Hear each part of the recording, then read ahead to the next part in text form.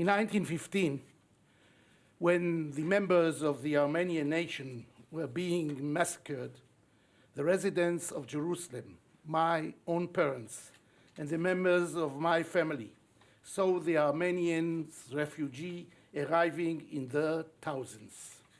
In Jerusalem, they found shelter, and you, their descendants, continue to live here today as Jerusalemites.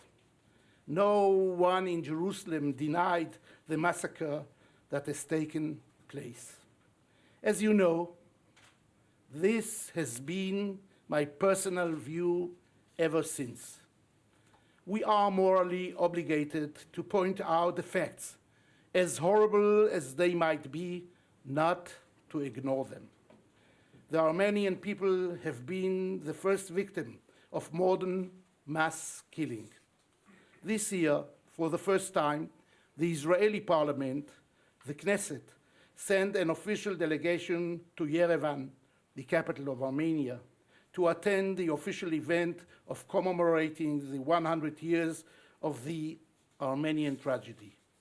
We do not ask to put the blame on a certain country, but rather identify with the victims and the horrible results of the massacre.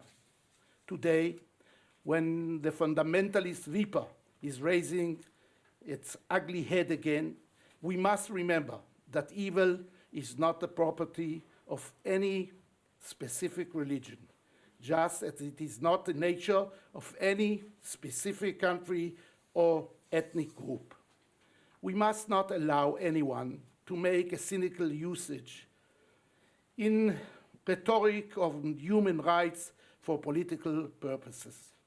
2 weeks ago, we, the Jewish people, commemorated the Holocaust, the Remembrance Day.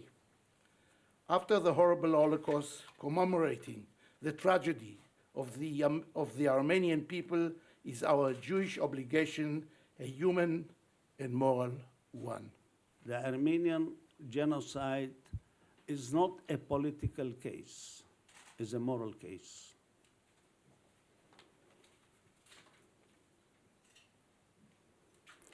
And this year, instead of the Knesset, I would like to thank the President for creating this opportunity here.